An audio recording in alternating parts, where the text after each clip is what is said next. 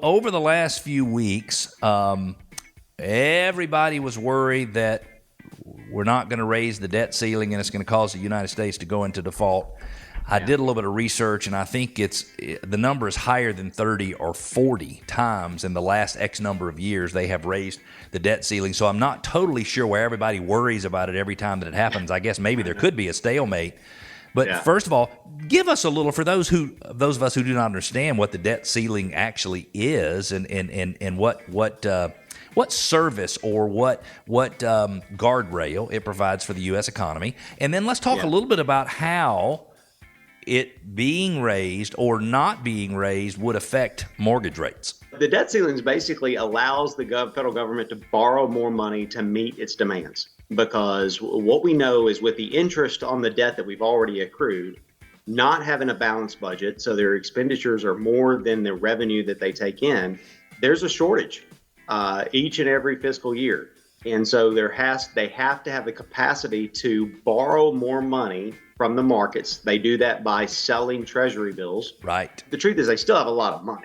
Right. Well, they just have to choose who they get to pay and who they don't get to pay. Right. Because they don't have the ability just to go out and borrow ever how much they need to pay whoever they want to pay. So it sounds like this must be part of the checks and balances system where Congress actually sets the limit in terms of borrowing, even though Congress doesn't determine all of the spending, because a lot of the spending's already been determined years and years ago. Yeah, exactly. So now those bills are coming due from what was determined so far long ago, and you got to borrow money to do it. And now they're taking a second look at it and say, well, how much, do we just give an unlimited amount of borrowing power to the federal government? And certainly those that tend to lean to be more fiscally responsible don't think that that's a good idea. Has it been settled yet for those who don't know?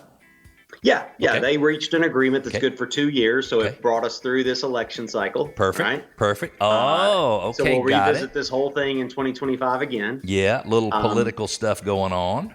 Yeah. And to your point about interest rates and how it affected it, interest rates are tied to those U.S. Treasury bills. So as we neared that last 4 or 5 days before they reached an agreement, the yield on those Treasury bills skyrocketed.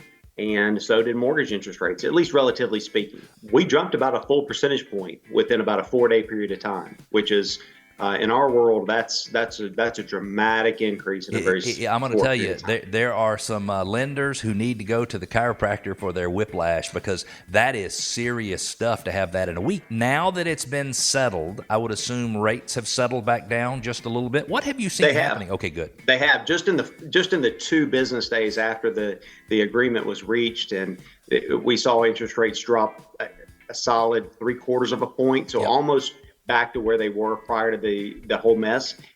Since then, last week or so, we've seen some slight trickles up as it becomes more and more probable that we're not seeing the major slowdown in the economy that the Fed expected, especially when it comes to wage growth and unemployment. Still a very strong labor market. Yep. And with that going on, there's an expectation that rates will have to stay a little higher for longer than the market had hoped. To keep That's putting a little upward pressure on things. But meaning to keep it from overheating. So Exactly. It's not falling as fast as people expected it. In that case, they might be easing things already. It's just a big melting pot of all these different things going on.